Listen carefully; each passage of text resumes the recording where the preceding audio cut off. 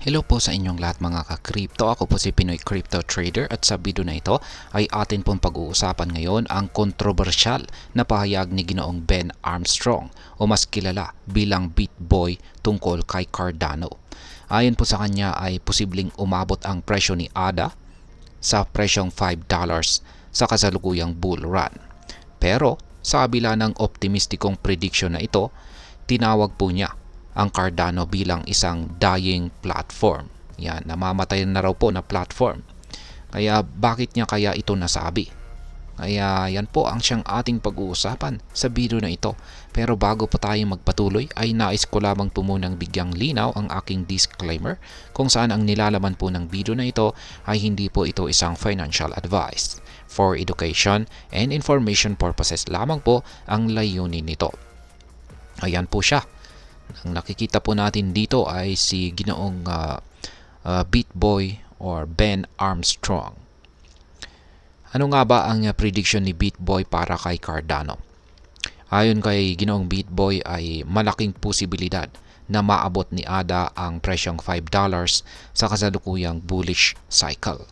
Simula noong November 4 kung kailan ang presyo ni ADA ay nasa mababang 0.32 lamang, tumaas po ito ng higit sa 102% at umabot po sa presyong 0.65.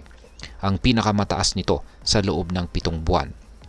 Sa ganitong momentum ay naniniwala po si Ginoong Armstrong na maaaring maglaro ang presyo ni ADA sa pagitan po ng $2.50 at saka $3.50. At hindi rin isinasara ang posibilidad na pag-akyat nito sa $5. Gayunpaman ay nagbigay siya ng babala na ang mga investors ay maaring hindi makakuha ng maximum gains mula kay ADA kumpara sa iba pang cryptocurrencies tulad po ng Render at saka Internet Computer or ICP. Ayon sa kanya, meron po siyang aktual na sinabi rito, people holding ADA are going to make money, just not as much as they would with other coins. Yan. Ngayon ay bakit nga ba tinawag ni BitBoy itong si Cardano na isang dying platform? Sa kabila po ng positibong prediction para sa presyo ni ADA, malaki ang pagdududa ni Ginoong BitBoy sa pangmatagalang potensyal ni Cardano. Kaya tinawag niya itong isang dying platform dahil sa mga sumusunod na dahilan. Una ay kakulangan ng malinaw na growth model. Ayon kay Ginoong Armstrong, si Cardano ay nahihirapan sa competition laban sa ibang blockchain platforms tulad po ng Ethereum, Solana at Binance Smart Chain. Ang mabagal po na pag-usad ng DApp or Decentralized Application Development sa platform ay isa pong malaking issue. Pangalawa ay malakas na competition.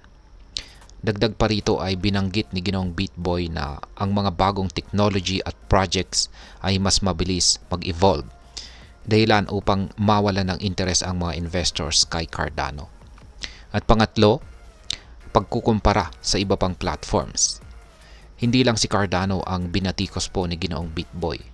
Tinawag niyang dead on arrival ang Polkadot at sinabing ang Ethereum naman ay posibleng mawalan ng retail investor appeal kahit pa malakas ito sa mga institution.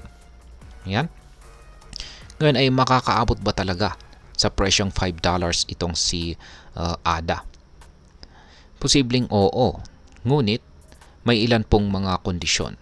Kung magpapatuloy po ang bullish sentiment sa crypto market na sinusuportahan ng all-time high ni Bitcoin na $82,000, maaari talagang maabot ni Cardano ang $5 na presyo. Ngunit dapat rin nating isaalang-alang ang macroeconomics factor tulad po ng regulation, market adoption at kompetisyon mula sa iba pang mga blockchain platforms.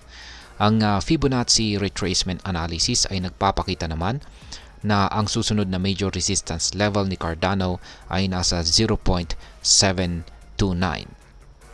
Kapag nalampasan ito ay mas mataas ang tsansa na maabot po ni Cardano ang presyong $1 at patuloy pang tumaas ito.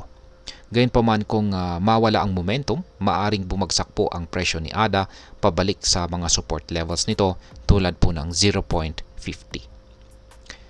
Ngayon ay ano naman po ang maaaring maging epekto nito para sa atin bilang mga Pinoy crypto traders or investors yan, na nag-i-invest or nag-trade dito kay Cardano.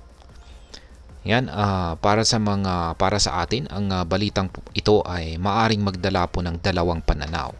Una ay ang short-term opportunity. Ang patuloy po na pag-angat ng presyo ni Cardano ay isang magandang pagkakataon para sa mga gustong mag-trade ng ADA sa short term. Kung tama po ang prediction na aabot sa $5, ay malaki ang kikitain ng mga traders, lalo na kung nakapasok sila noong mababa pa ang presyo ni ADA. Pangalawa ay ang long-term uncertainty.